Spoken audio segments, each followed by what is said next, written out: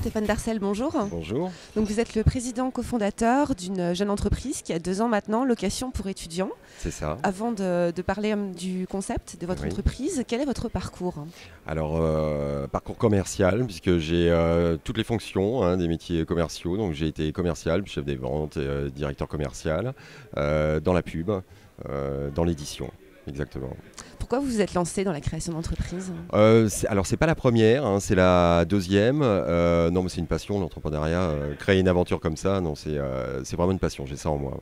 D'où ça vous vient l'idée, d'où vous est venue l'idée de créer Location pour étudiants? Alors Location pour étudiants, ça s'est fait en août 2011 en déménageant une nièce qui venait des Pyrénées pour aller à Nantes et qui était à l'école de design pour être précis et qui tous les 4 ans revenait, partait et à un moment dans un déménagement on lui a dit mais t'aurais pas marre de déménager tes trucs et c'est là qu'on s'est rendu compte que il n'existait rien comme ça pour les étudiants, donc on a pensé à la location de meubles pour lui éviter les déménagements. Et c'est venu comme ça d'une problématique en fait, c'est né comme ça, comme souvent dans une entreprise c'est né d'une problématique. Effectivement, donc le concept, le pitch de Location pour étudiants. Eh bien locationpourétudiants.fr, c'est de la location de mobilier neuf de 3 à 24 mois avec emménagement et déménagement inclus.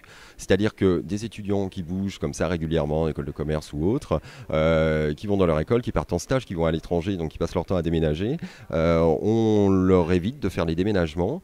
Ils prennent des appartements vides parce qu'il y a une problématique, et ça c'est aussi une autre chose qu'on avait identifiée, il n'y a plus de meublé dans les grandes agglos. Donc ils prennent des appartements vides, et nous pour leur éviter tout ça, on leur loue un lit, une table, un canapé, un micro-ondes, et on s'occupe de leur déménager après quand ils partent au bout de 4 ou 6 mois.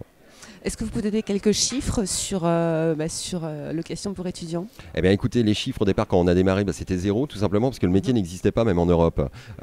Donc on est parti comme ça sans rien, sans trop de visibilité pour être très clair. En 1 an et demi, on est passé de 0 à 100 000 euros. Et là aujourd'hui, dans notre développement, on est sur une moitié de France. Là sur 2014, on est une moitié de France, de Rouen à Toulouse en passant par Paris. Et en 2015, on part sur la totalité de la France et on ouvre un bureau à l'étranger aussi.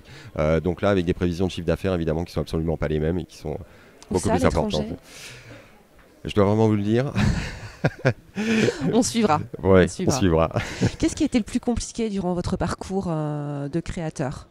La première chose, convaincre, évangéliser, si vous voulez. C'était un métier qui était nouveau, donc c'est l'usage plutôt que la propriété. On loue plutôt que d'être propriétaire d'un canapé ou d'une table. Alors ça a été compliqué, donc on était un peu dans le sens de ce qui se passait, donc très bien, mais il a fallu évangéliser. Et j'ai passé énormément de temps quand même comme ça. Et alors, la deuxième chose, évidemment, c'est toujours les mêmes histoires, c'est les financements, parce que très clairement, quand vous arrivez pour aller voir un partenaire financier classique, c'est-à-dire banque par exemple, quand vous allez voir une banque très clairement et vous arrivez avec quelque chose où il n'y a aucune référence, c'est même pas la peine d'en parler. Donc vous avez beau dire que vous avez des prévisions à 3 chiffres ou vous vivez des évolutions à 3 chiffres, ça parle à personne.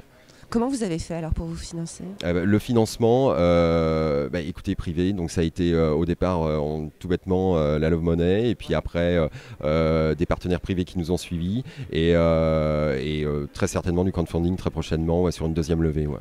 Très bien. Mais écoutez, merci beaucoup Stéphane. C'est moi qui vous remercie. À bientôt. À bientôt, au revoir.